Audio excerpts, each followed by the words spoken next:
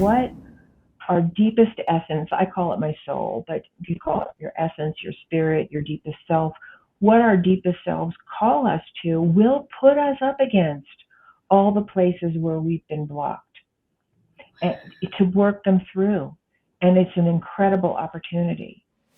There is a lot of emotional disturbance in our culture. There really is. There's a lot of deficit of love and belonging. And imagine what the world would look like if we had deeper, more connected conversations where we could inspire hope and we could bring more love to the world around us.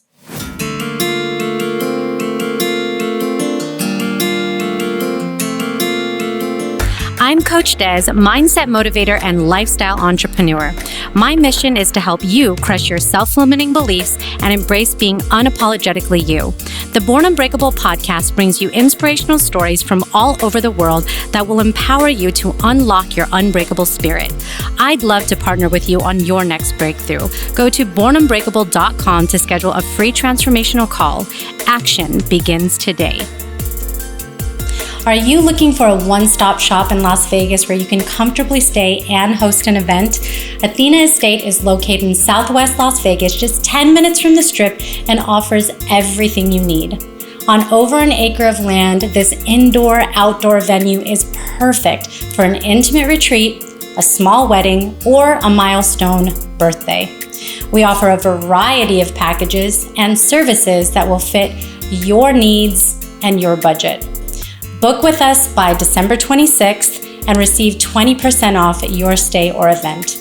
Visit staydorado.com, that's staydorado.com to learn more. We look forward to customizing your next experience. Welcome to the Born Unbreakable podcast. Whether it's your first time joining or you've been here for all now what will be 139 episodes, I thank you for being here today. We are nearing the end of January, and it's an exciting week for me because it's actually my birthday week. So I'm celebrating a birthday, and I'm always really grateful to start the year off with that. It kind of keeps me in a place of gratitude. But I would love to introduce my guest for today, who is Phyllis Leavitt, and she's very special because we actually have been in an author accelerator program together. It's called Ignite Your Inner Author. I think I've mentioned it a couple of times on the show, and we have been coached by an incredible woman named Ashley Mansour. If anyone out there in the universe is looking to write a book, I actually feel like all of us have a book or a few in us. I encourage you to reach out and I'd be happy to make an introduction. But Phyllis is so dynamic because she's been on the road to book writing before. She's actually an author today, writing another book. So she'll talk about that on the show. She's also an author and a teacher and a guide. So she's had a pretty incredible journey, especially from a spiritual perspective. So we're going to, get into that. And I just, want to preface before I start asking Phyllis questions, is that I acknowledge that we're all on a journey. Each and every one of us are in a place where we are constantly learning about who we are and how we move in the world and what our contributions are. And so what I hope you can get out of the discussion, the conversation today, is a deeper sense of self and a connection, empowerment, and an invitation for you to continue to explore that, because it is really when we go within that we learn the most about our giftings and our ability to heal and influence the world. So with that, thank you, Phyllis, for coming on the show and taking time out of your schedule to be here with me today. And thank you. Happy birthday. And thank you so much for having me and giving me this opportunity to share some of my experience with you. And I just want to sort of preface it by saying, if there's anybody who didn't think they would be on a podcast, it was me. So, my early life, is that kind of where we want to start?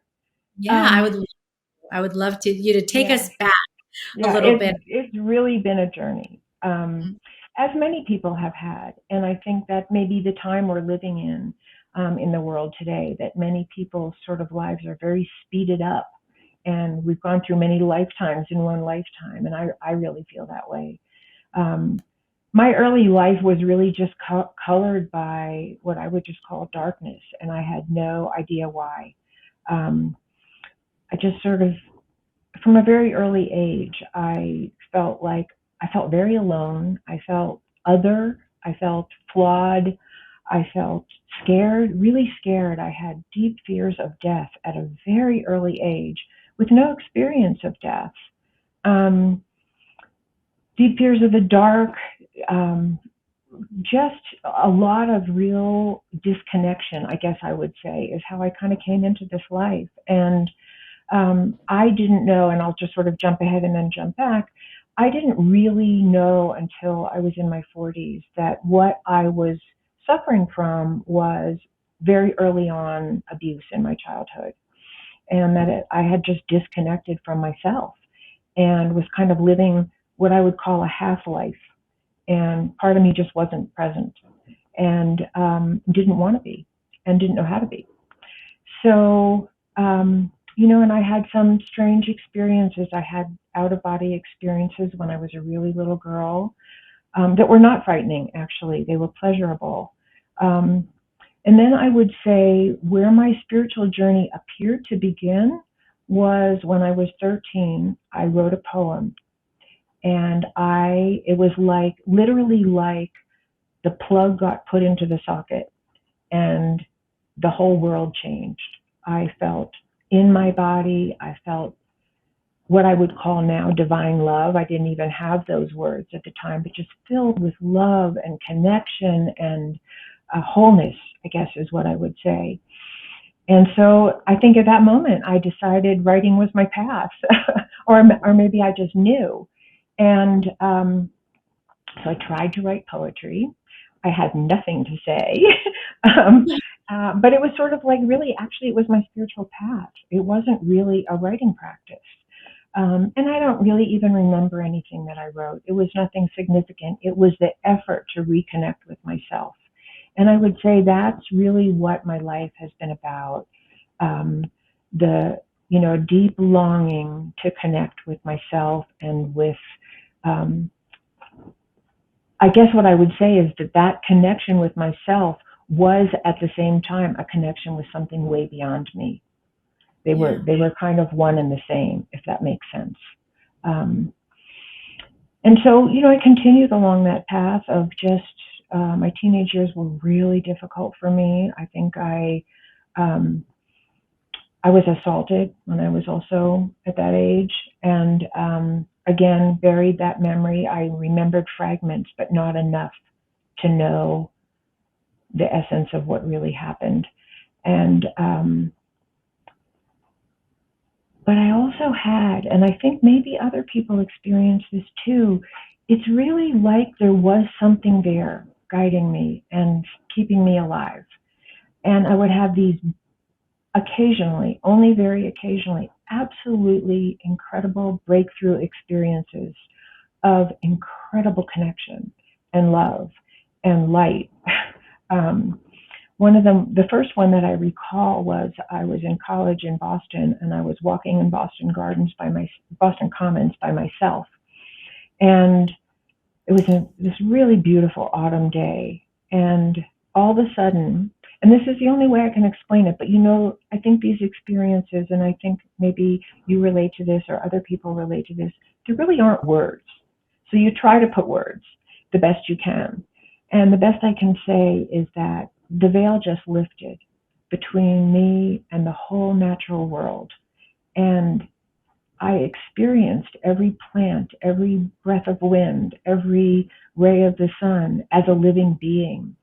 And I was just a part of that. I wasn't even Phyllis, and I was, but if that makes sense. And I just felt surrounded and held by the love of the world, the love of the natural world.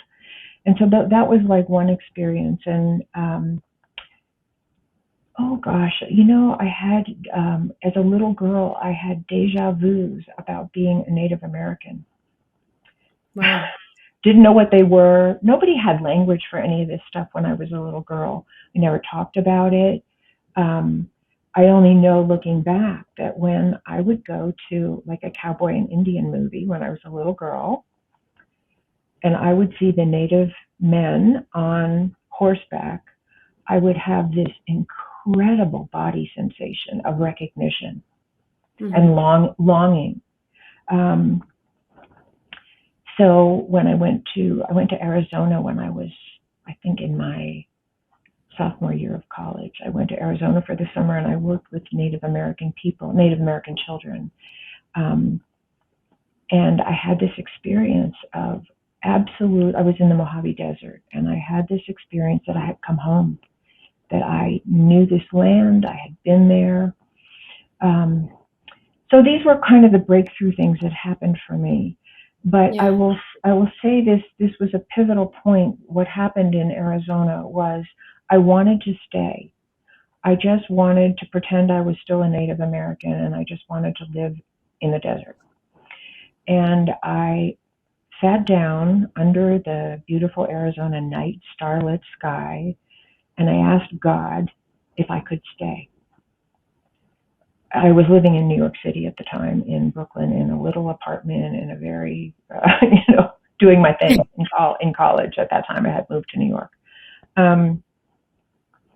And I heard the clearest voice.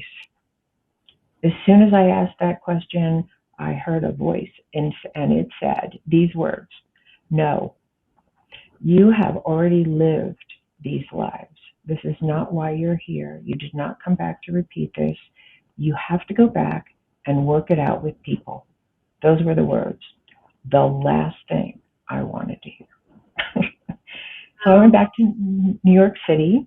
I ended up, and it was the late 60s, I ended up in, all of my searching. And the 60s were a time of great spiritual awakening, among certain people of my age. And I ended up in a spiritual group that was followers of a man named Gurdjieff. And very long story short, and stop me at any point if you want to, but very long story short, I was in that group for a while. It was kind of a masculine approach to spirituality, I would say. A good, but didn't really resonate with my heart's longing for connection. Mm-hmm. And I had a moment when I realized that I was looking for God's love when what I really wanted was to find love with other people. And that God was sort of a stand-in for the love that I felt was missing in my life. And at that point, I was married to my first husband, and I had 3 children, and I went to therapy. I was like, what the heck is wrong with me? There is something wrong with me, and I have to figure out what is going on that I feel such lack of love in my life. And I will say that the love I had for my children was really my first and only experience of love at that point. But it didn't meet that need for the connection to my deeper self. So I went to therapy. I became a therapist. Go ahead, Desiree. What do you want to say? Amazing. Well, here's the thing: is that what I get from your story is this sense of a few things: exploration, which I think all of us, anyone who's listening, can relate to. There is a sense of us. There's us as an individual finding and feeling ourselves out, which in some ways, depending on if you really get deep about it, do we ever know it all? Because in my mind, we're constantly evolving. So I think you just know what you know for the moment. Now, we keep looking ahead, there's more things that are going to unfold. But I think we're all on this journey. And some elements for some people are deeply spiritual. Maybe some Right. align in some other modality that they feel that that is how they find a sense of purpose, light, or love. But I also do think the other thing that resonates with me about what you've said is this universal sense of wanting love, right? Absolutely. So and there's the love that I believe we all want to connect, which is loving ourselves. So when you were describing, growing up and feeling a disconnect and not having that full sense of connection, I think I get that. We're trying to find that sense of it's okay if I'm a little different, or maybe I don't fit into all the groups, but it's this voyage of embracing all those elements of yourself and attracting. I do believe that we attract, what we put Right. out there. Is Absolutely. we have that sense of awareness, and how do we sustain it? And that's what I'm curious from your journey, because Right. you've gone through a great level of depth that I think some people either are experimenting with, or, and might be making a bold statement here, although I've witnessed it as a coach. So I'm in a different capacity, not a therapist, but a coach, which is, I think there's also people who avoid Right. Right. going in and finding certain answers, and just, stagnating, if you will, in the experience. And so that makes us show up differently. Those that continue on this exploration versus those that maybe for whatever different reasons choose not to show up, and that energy that they emanate is a direct result of that work that they've done. So I'm Right. curious, in your journey, how do you sustain that? Because it does feel a little bit like a roller coaster ride where you're a little lost, Absolutely. found, and then you're lost, and then you're found. Like, Yeah. I how do think, you do? well, I really resonate with what you're saying because I think as a culture, not just as individuals, and this was certainly true for me as an individual, we're afraid of pain. We want to get away from it as fast as possible. And one of the things I've learned, really from my own experience, but also as a therapist, is that there's gold in the pain. Like it's something to turn around and face and plumb the depths of because inside the pain is our essential self that got buried or that got muted or that got limited or circumscribed in some way. And so I think my journey, not that it was a conscious choice in the beginning, but it was just the pain was so great inside, even though I might not have looked like that on the outside. The pain was so great that I finally surrendered to it. And not even necessarily by my own will. By my own like a thought process. But um, so as I said, I went to therapy. I started getting memories. Um, it was excruciating. It was just excruciating. And at one point, and I kept a journal because that's kind of how I kept connecting to myself, was to write down the insights and the memories and my thoughts. And at one point, I just said to God, um, I give up. I'm not getting better. I'm not getting relief. I just give up. If there's more you want to tell me about what happened, tell me. And in that moment, and this was the miracle in my life, in that moment, a divine voice literally began speaking to me as I wrote in my journal. And I think the first words, I'm not sure if I remember them exactly, but the first words were something like, "We are so happy you are here with us today." And I'm writing in my computer, right? And all of a sudden I realized that my whole body is filled with love and light, and I feel whole and connected. And I started getting these messages from what I call a divine consciousness about what I was doing here as Phyllis in all the difficult experiences that I felt like I was having, and what my soul's purpose was and what my soul came to transform out of all of that. So that became like the pivot point, was a practice of surrender. And the words that were given to me, wasn't resignation. It wasn't like, okay, this is the way it is, get over yourself. It wasn't like that at all. It was surrender to what is. And what is was kind of capitalized, meaning accept fully what is, because your soul is speaking to you through what is, and your soul came to transform what is. Like everything that is your raw material, like the coal you're putting in your furnace or the fire in your, it's Yeah. the fuel for the journey. So all the resistance you feel to the pain is actually what you came here to transform, and what we all came here to transform in our own ways, in our own journey with whatever that might be. It might not look like mine at all. And so one of the first things that I was told that was really like sort of a beacon for me was all pain is soul calling you home.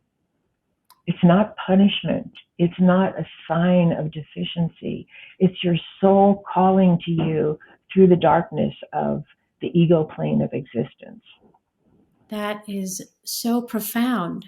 And I'm curious because I do think that, and I'm fascinated by this when I hear these stories of, and it periodically, probably every year, there's a person that you see, usually someone well known, that commits suicide and Mm. sort of tragic ending. And Mm-hmm.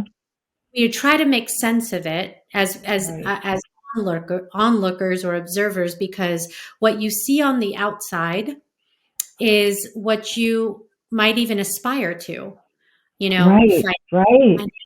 success, what appears to be a lot of love. If they're in a relationship, or even if they're not, they've got great kids and they are connected with their kids. And so you see this storyline that's very attractive and engaging, yet there's something that's going on internally that tells those individuals there's something else. There's an Yeah. and.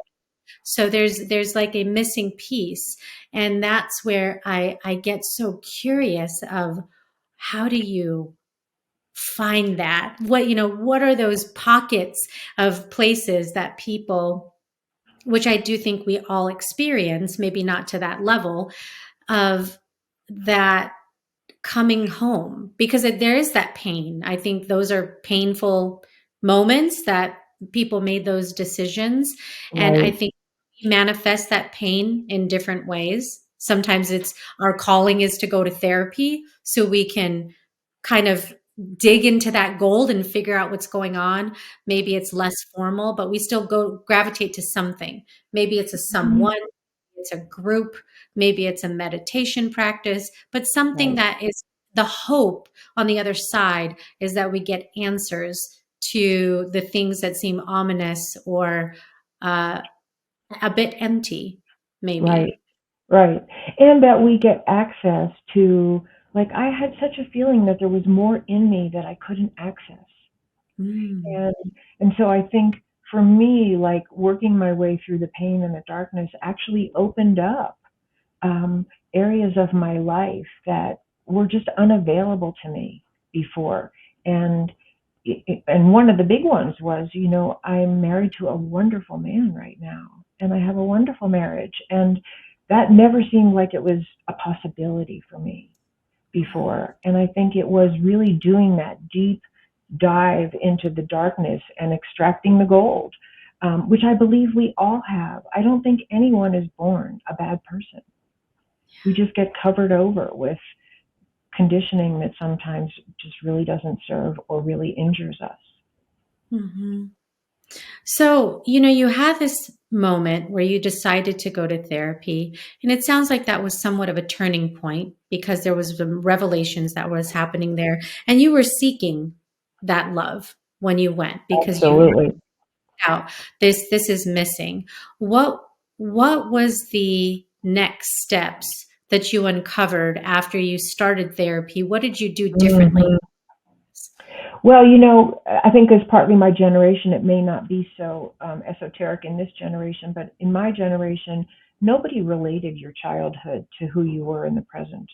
So that was a revelation for me. It's like you don't end up feeling like, high anxiety, deep depression, lost, alone, alienated, flawed for no reason.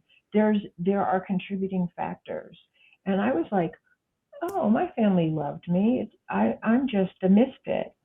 And so therapy really took me down into some of the dynamics in my family that weren't good, that I just, um, we just lived so on the surface of things and on the way things looked.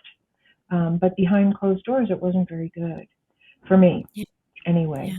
So therapy really opened up the connection between our conditioning and what we're experiencing or not experiencing in the present, what those attractions might be that are not good.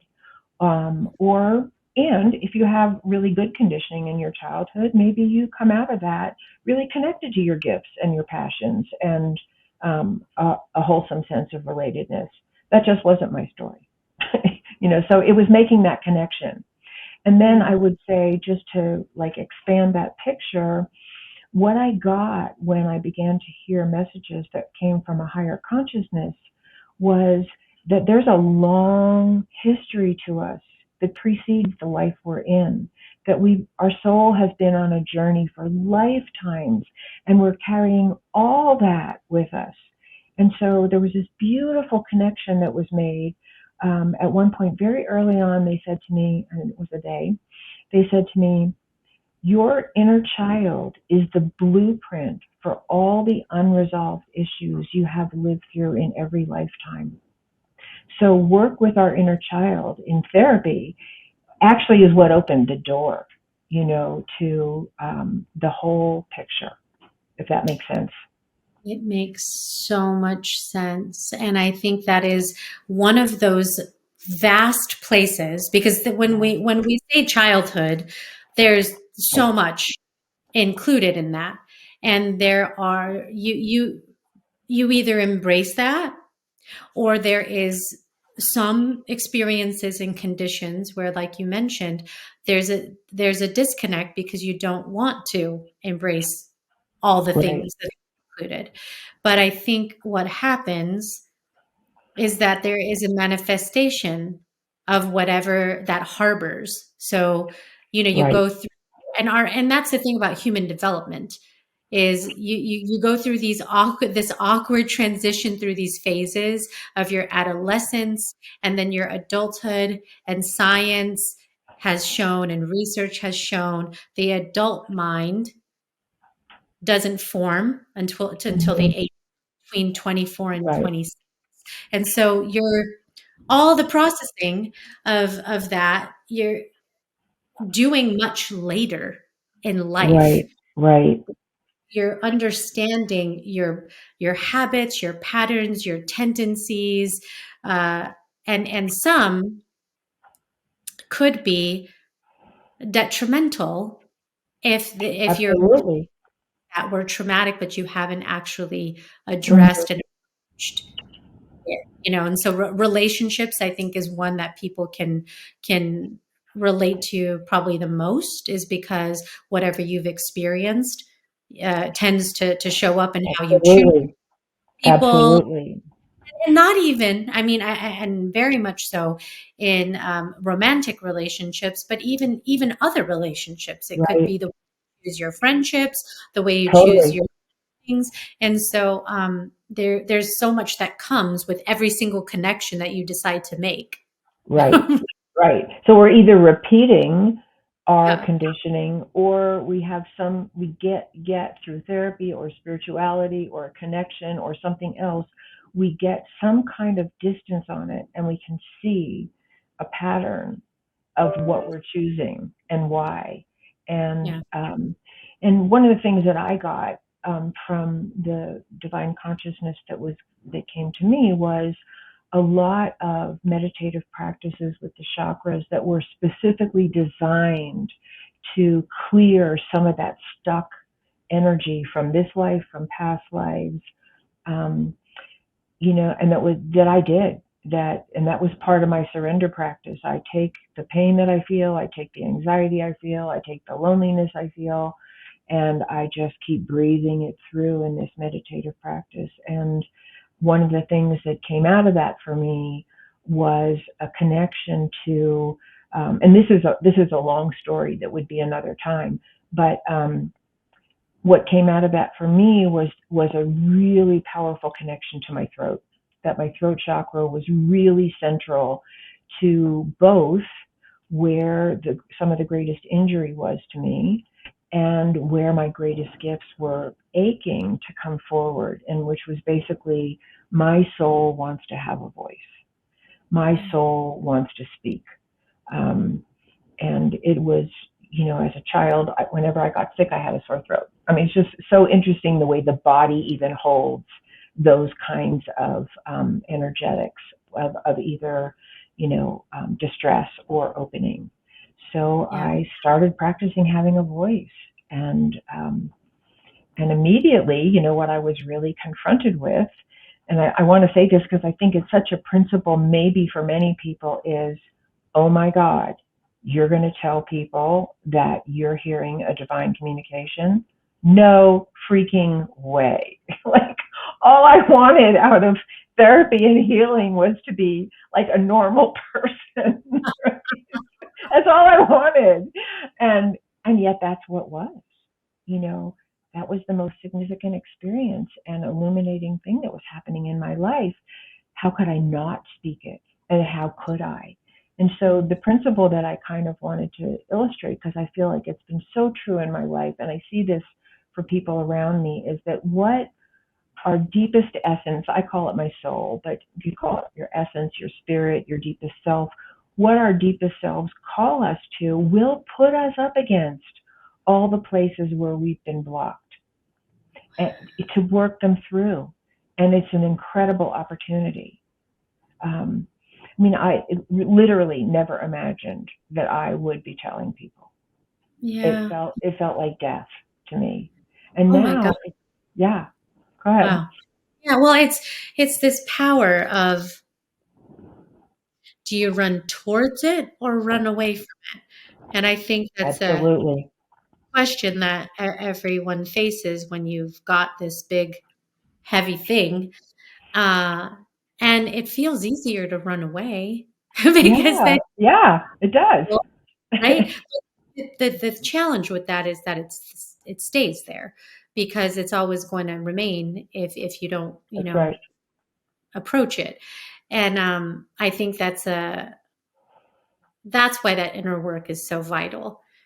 It and in breaking down those habits and patterns and things of how we show, how we continue to show up in the world. So Yeah, that, because even though it's safer to run away, you're not being your full authentic self. Somewhere you're not, and it keeps calling you out of that supposed safe zone. yeah, yeah. I mean, and I think that's the human condition. If we think of our studies all the way from young age, it's survival of the fittest. We Right. want to survive. We want psychological safety. We want, that's why there's an aversion to risk. Is we want to protect ourselves from harm, from Hmm. hurt. It's Absolutely. a completely normal human reaction That's to right. the around us. But then, as you said, that interesting facet of how there's gold in the pain is the part that is the navigation that gets a Right. little tricky. We approach that, Right. and then we have all these options of paths to go down, and it feels a little bit confusing. So I have to ask you, as you've gone on this journey, there was a reason that there was a calling for you to write a book and participate in Ashley's program. So what drew you to Yeah. that step? Well, yeah, and it really is all related, even though it might not seem like it is at first glimpse. Um, because what I would say is, I was a total mystery to myself. I didn't know why I was attracted to men who were hurtful to me, and I felt like I was less of a human being because of it. And so through that experience and through my experience of years of being a psychotherapist, it dawned on me, as a country, we really don't know how we ended up here, you know, with with such divisiveness, so much racial hatred, so much scapegoating and targeting of other people, so much investment in weapons of mass destruction and competition with the rest of the world instead of global cooperation for our mutual survival. Like, how did we end up so dysfunctional? And maybe many of us don't see it that way, but that's my point of view. How did we end up on the edge of our own extinction with nuclear weapons that could take out life as we know it, and we're still investing in them and we're still threatening to use them? And so what occurred to me is that just like I was a mystery to myself, but I kind of took that mystery apart, and it became clear to me why I did the things I did and why I was attracted to what I was attracted to. That as a country, we can do the same thing, that we can plumb the depths of our own history. And a small example of that would be, we're immigrants. Except for the Native American people, we are all immigrants, many of whom were fleeing persecution and trauma. Yeah. Some coming to make a new life in a new world and, seek their fortune. But many, including everyone in my family who came from Eastern Russia, were fleeing persecution. We brought our trauma with us. We brought all of those negative beliefs about who we were and how we had to cope and what we could expect of life with us. And we know from individual therapy that untreated trauma at human hands tends to manifest, not always, but tends to manifest in two ways. We are either set up to be further victimized because we have learned to be helpless, we've learned to be passive, we've learned that it's futile to fight back, or we identify with the aggressor. And we become aggressors ourselves, or we idealize bullies and we join ranks. And this is what we're seeing in our country. And I don't think it's a mystery. And this is one piece of what my book is about, my present book, which is called America in Therapy. It's like, how do we get America into therapy? And what would it look like if we did?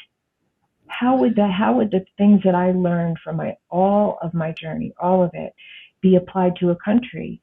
Because, first of all, a country is only a set of individuals, right? A country isn't a thing. It's a mass of individuals who each carry their own either untreated trauma and their own proclivity toward either passivity or violence or helping. That's the third alternative. Exactly. Does that make sense?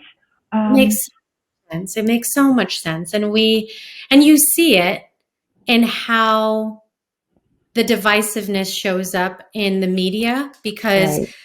And I often find myself recognizing these patterns of buckets or categories that people are invited to be a part of, which is, it could be extremist.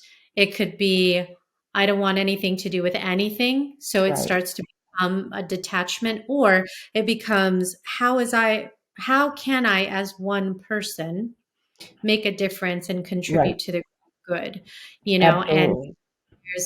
And it is somewhat of a battle, because we haven't necessarily won when we see where we are in the world today. And I say world because you and I are speaking from America. That's the ethos that we know. That's the ecosystem that we live in. But on a global scale, there is a war that's going on. That's right. Absolutely. And I only really speak mostly to America because I am an American and I don't have the knowledge of other countries, but I try to weave in that what I'm saying is a global issue, because what's happening in America is happening all over the world in many, many places, for sure. But yeah, so I just wanted to relate to that it doesn't have to be a mystery. And the thing is, we do know we may not know all the answers because I don't think we ever will. But we do know, even just from the world of psychotherapy, what some of the answers are to breaking the cycle of abuse and disconnection from one another. And we're not using them. And there's psychological reasons why we're not.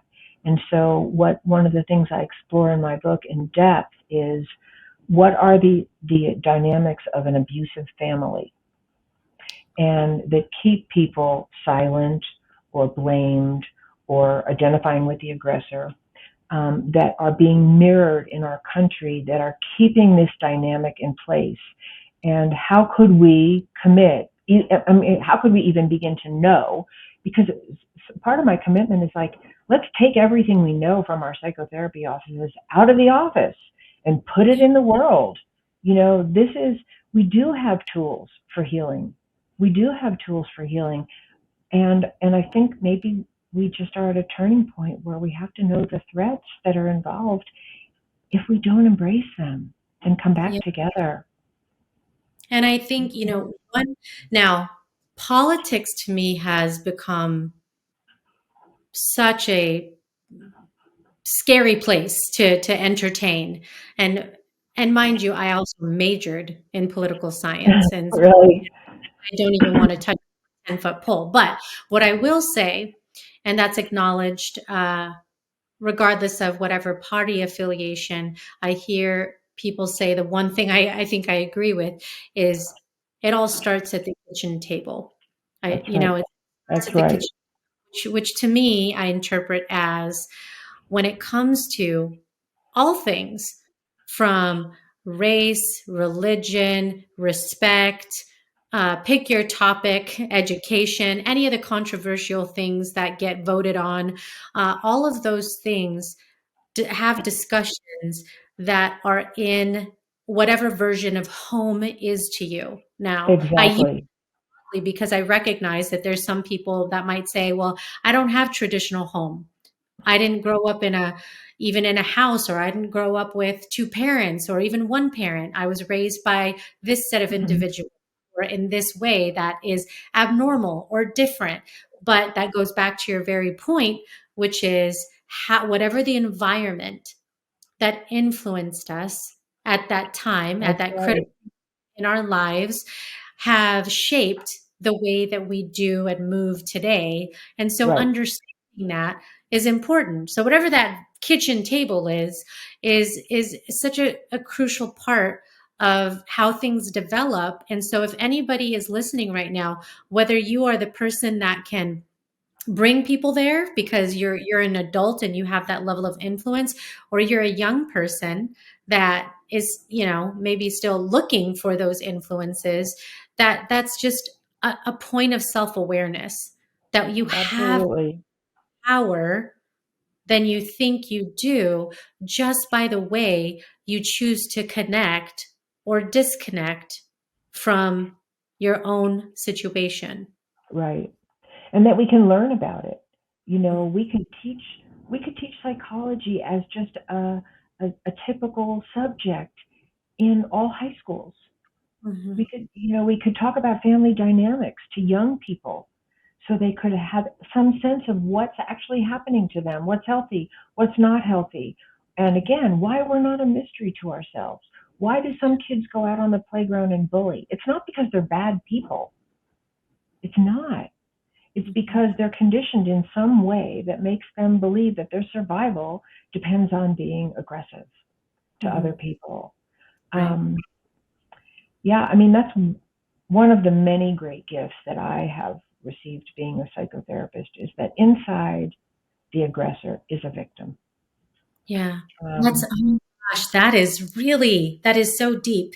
I attended this event in September of last year, the Summit of Greatness that was put on by this influencer, and he had Dr. Michael Beckwith speak, mm, who I know is a who he healer. is. Yeah. In many ways, he has a center on agape love, and just really Right. puts that energy into the universe, and has those teachings, and has written a few books. I have one of his books. But one of the things that stuck with me of what he says is, how violence incites violence and love That's right. incites love. And so it is You're a right. choice. It is something intentional, but there is a level of elevation that it takes in order Right. to choose love. And so Exactly. those Exactly. things, violence, aggressiveness, and any other synonym or form of that is that usually it is what you are without that you can't demonstrate, right? Yeah. How might someone Beautiful. emanate love and put that into the ether if they themselves have a struggle with the way that they've received or experienced that? Or really didn't get it. I mean, I've worked with so many people who no one ever told them that they loved them. It's really not uncommon. There is a lot of emotional disturbance in our culture. There really is. There's a lot of deficit of love and belonging. And one of the things that we can all do for the people, for those of us who have done some kind of journey and are not stuck in 100% in the old pain, is we can love each other.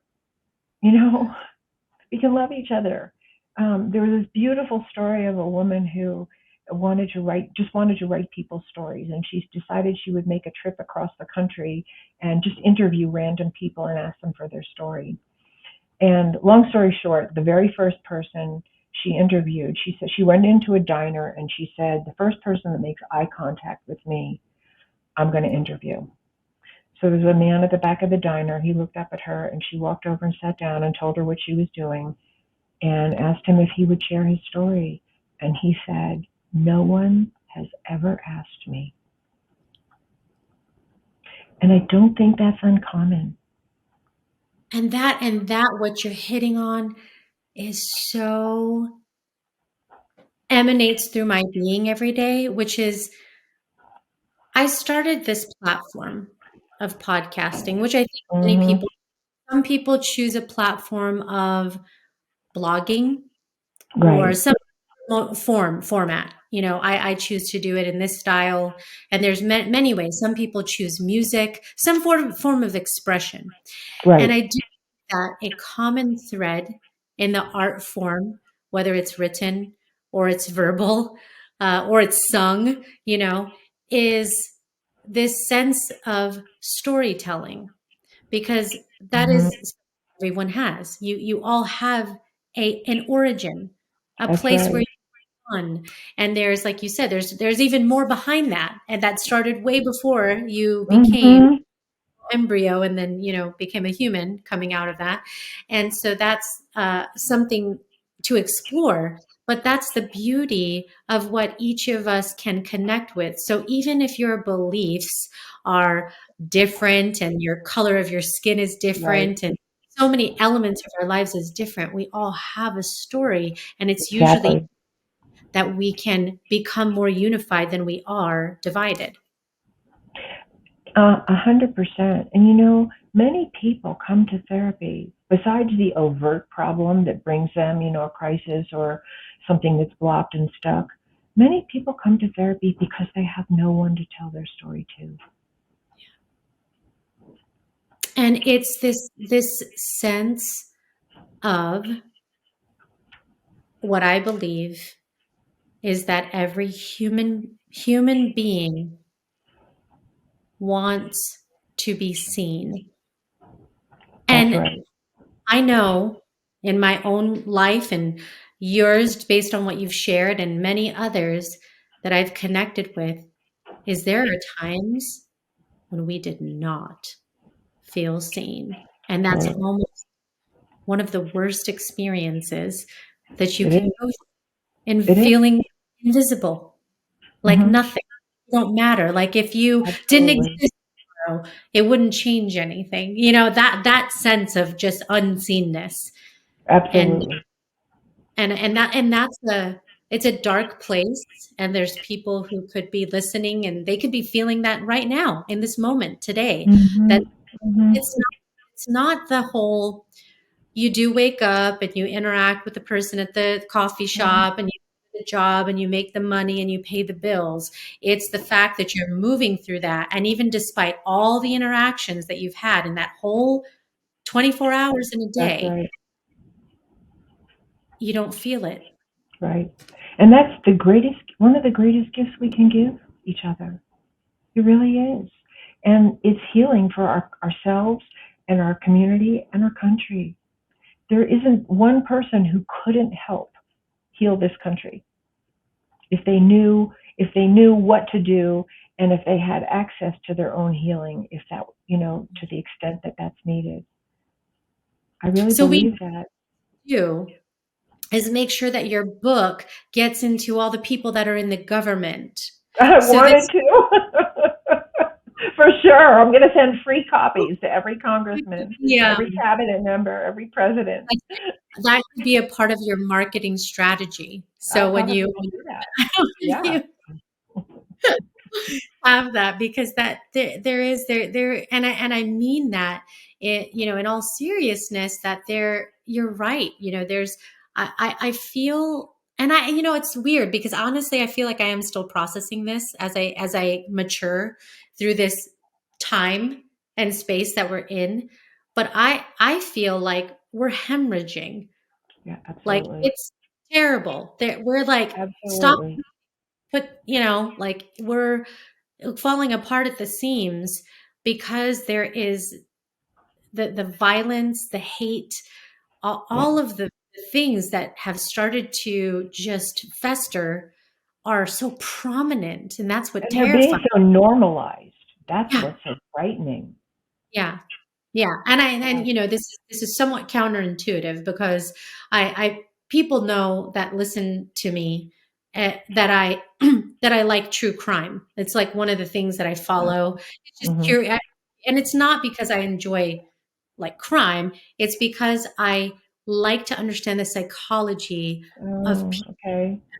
do what they do, and like what drives people towards Hmm. decisions that appears to maybe what somebody you might call normal.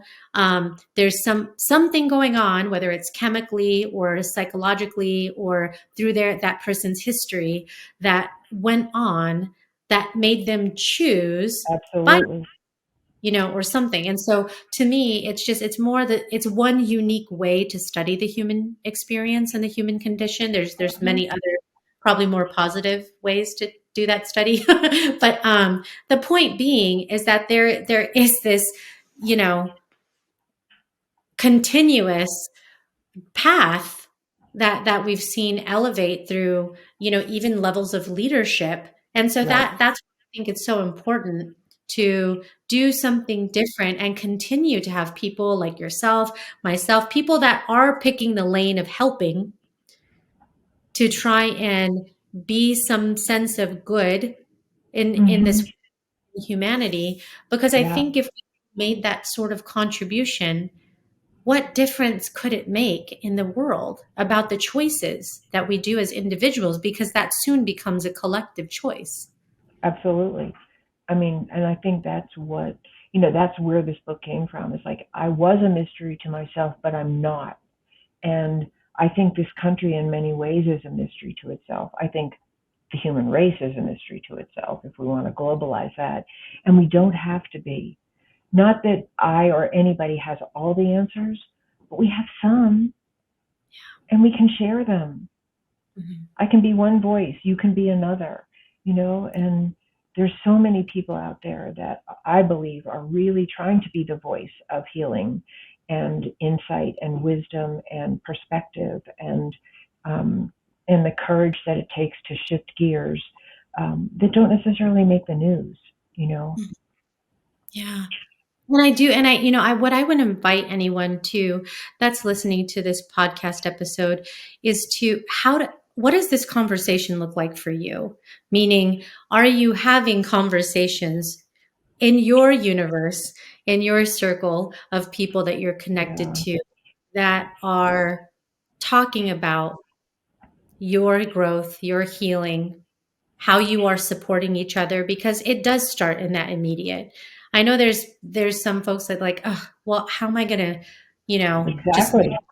world. I get that it might seem so like pie in the sky, you know, Right. an apple pie type of stuff, but it's really, it starts right where your 2 feet are, right That's where your right. 2 feet are planted. There are friends, loved ones, colleagues, associates, people that you've interacted with that you do have the ability to influence in Right. some way, big or small. Right. It's there. Just caring. Just how are you? And like really wanting to know, you know? Yeah, I didn't even know that everyone understands the power of those small questions because, like you Yeah. said, they sometimes don't happen for people. They Right. Nobody actually asks them, and Right. that's the other thing too. Is like if you could change your behavior or make these modifications of making a phone call, not just out of necessity, but out of compassion, of Hmm.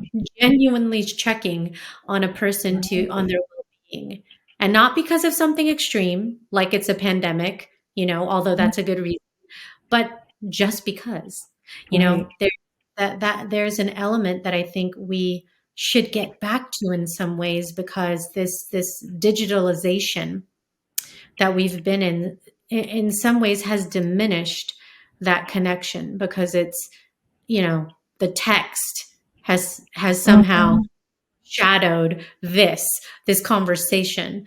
And so I think that it's okay. I'm appreciative of all the mediums that we have, because I certainly Right. utilize them all. But I do think that we have to dynamically exist in knowing when to go deeper.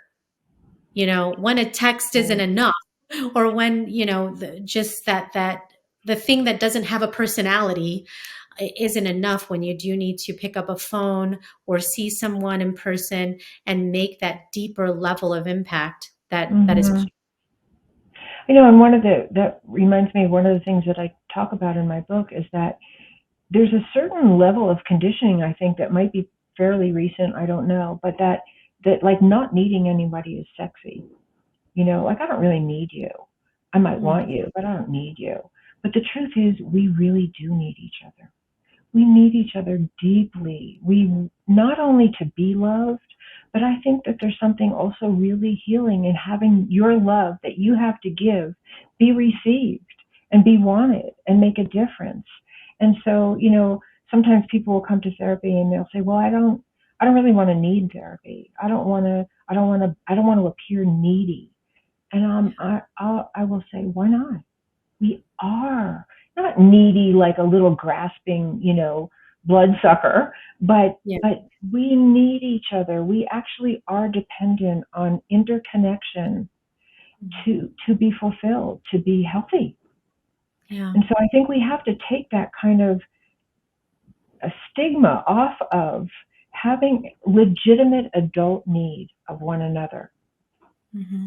Yeah, I love that. I think it's so beautifully said, especially when it is in the professional realm. There is a stigma, and sometimes it's dramatized around accessing professionals, whether it's a therapist, a counselor, a coach, because it's, oh, well, that means you just can't figure it out on your own. Right. Ugh. Right. And that, I think, the furthest from the truth that statement can be. It Right. it and that's where I would channel a little bit of that Brene Brown and getting into the arena of vulnerability, Yeah. because we are not omnipotent. That's not the That's way that right. we were built. There's, you read storybooks, and the reason that gods, or the equivalent of what a god might be, is given this sense of all knowing power. Humans are not. Humans are meant to err. Humans Mhm. make mistakes. We're a byproduct of all of those things today, of a lot of different mistakes and learnings and growth. And so, as because of that, it's almost an urgent requirement, if That's right. we want to be so bold to say that we should be reaching out to each other. Mhm. The recluse, or just kind of going into yourself without tapping into the essence of others is not being able to put out all that, like you said, that you have within. And I love the way that you said that earlier, where you didn't even realize what more there was.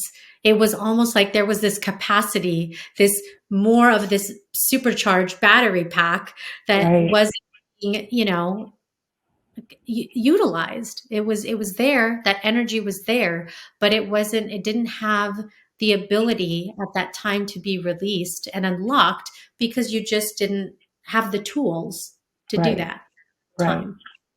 And we can invite that from other people. We can invite that part of other people to show up, Mhm. as well as find the ways to let it be more expressed in ourselves. I think part of healing for many people anyway is the more love that I have found inside myself, the more I want to give. It's just natural. It's not a should or a have to. It's just like you want to give what you got. Mhm. And not like I'm not still on a journey and don't still have a lot to learn, and hurdles to overcome, because for sure I do.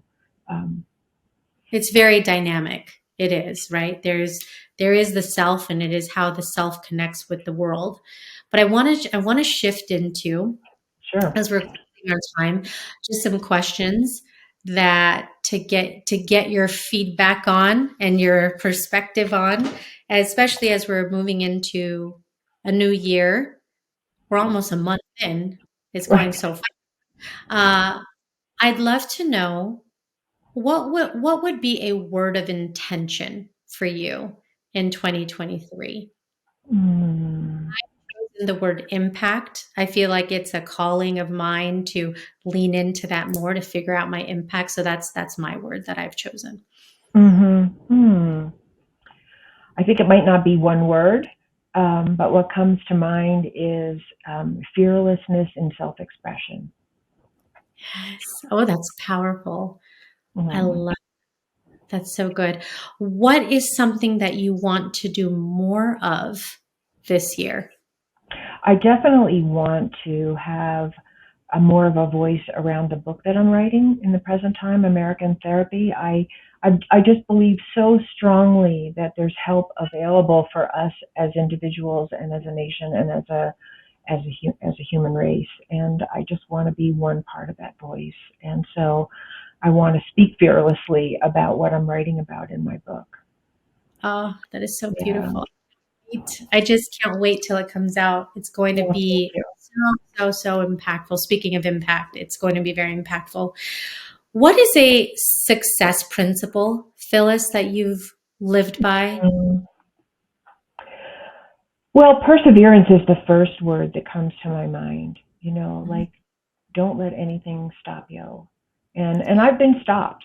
I mean, for sure. And I can look back and see the places where I've been stopped, and the impact that it had on my life to be stopped, and to like the work that I then had to do to like pick up the reins and start again.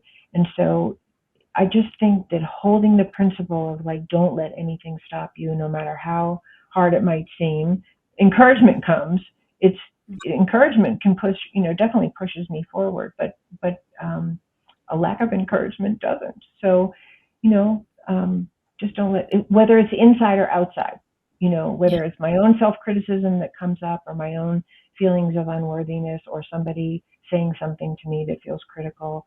Um, those things are that happens. And I think the more you have a voice in the world, and the more that you are true to your own self-expression, whatever it is, the more you're likely to have certain resistances come your way. So Yeah, I think unstoppable's a big word that I'm focused on right now. absolutely. What is a self-limiting belief that you've had to overcome? Definitely that I'm not worthy. That is one I think many people can Mm-hmm. relate to, and hopefully that you are worthy. Phyllis, if there was one last piece of advice that you could give to anyone listening, what would that be? I think it would be believe in yourself. Believe that you know where your essence wants to take you better than anybody else. Yeah. I think that would be it. Just believe in yourself. Yes, that's so beautiful. Where can people find you so they can keep up with the progress of your book when it's coming out? I think that would be so exciting for people to be able to know how to connect with your journey. Well, thank you. I have a website, and it's my name, Phyllis Leavitt. So it's www.phyllisleavitt.com, and it's PhyllisLeavitt.com. So I have a website there, and I will be, I'm right now in the midst of updating that and putting on the new information about the book I'm writing now, and that should be done really soon.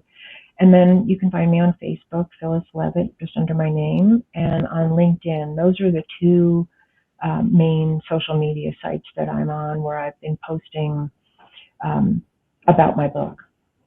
Yes. Yeah. And I'm on YouTube too. I'm on YouTube. Oh, yeah. Okay. Yeah. Just starting up on YouTube, so give me a few weeks on that. I mean, there are so many platforms. I mean, I can hardly keep up with all the different ones that are coming out all the time, but those are definitely the big ones, I think. And then sorry, go ahead. Okay. I was just going to add that if anyone is interested in reading the two books that I wrote on the spiritual part of my journey, and when the divine voice started speaking to me, those books are on Amazon, and the first one is called A Light in the Darkness, and the second one is called Into the Fire, and they're under my name. So you really do have a way of picking titles that are captivating. Well, and what a journey, because for those that have picked up your books or maybe getting ready to, that is, they do sound like exactly different chapters of your life right, through the of your journey. And then certainly, seeing that expand American therapy, I mean, that it takes it from the self to the broader. And right. that's a fascination too, because I have had revelations, I think, in recent years of this feeling of not being fully fulfilled when I just achieve a mission for me. It's Right. changed when I feel like I'm serving a higher purpose and a higher sense Absolutely. of mission and of service. It's changed the way that I do most things, because it's not just about a self-serving thing. So that's been a really big epiphany, and I think the journey that you've described is one that is of the same light. hmm Yeah, and I think the interconnection is that on our journey I think as maybe just for some people, I don't know, but as it progresses, we start to connect with other people. It happens because we're Yeah. not really traveling this road alone. We're not. Mm-mm. Yeah, it is. It is so much more fun when you can experience it all with other people. It really is. hmm But I'm just so grateful for you coming on and sharing your journey and also what you're working on and how it's going to make such a big difference. The story that you're telling today. So I appreciate you and your vulnerability. Oh, thank you so much, and thank you so much for having me here and for asking such great questions. Good. Love, light, and surrender. What a powerful episode. The energy. There is something about the word divine that I took away from Phyllis. And I do think that there's people that move in the world that experience that maybe more than others. She had very profound moments in her journey where she was spoken to and had that connection with a higher sense of self and a higher sense of power. You may hear that and go, gosh, why aren't voices talking to me? But I think the ultimate takeaway here is that we have a power within us that is far greater than we can probably ever truly understand. And I think we are all in the world figuring out how to manifest and put that into the universe. And as I want you to make that commitment as you listen to this episode to have that connection with yourself and ask yourself the question of how you're connecting with the world around you. Are you just doing it aimlessly, or are you doing it intentionally? And imagine what the world would look like if we had deeper, more connected conversations where we could inspire hope and we could bring more love to the world around us.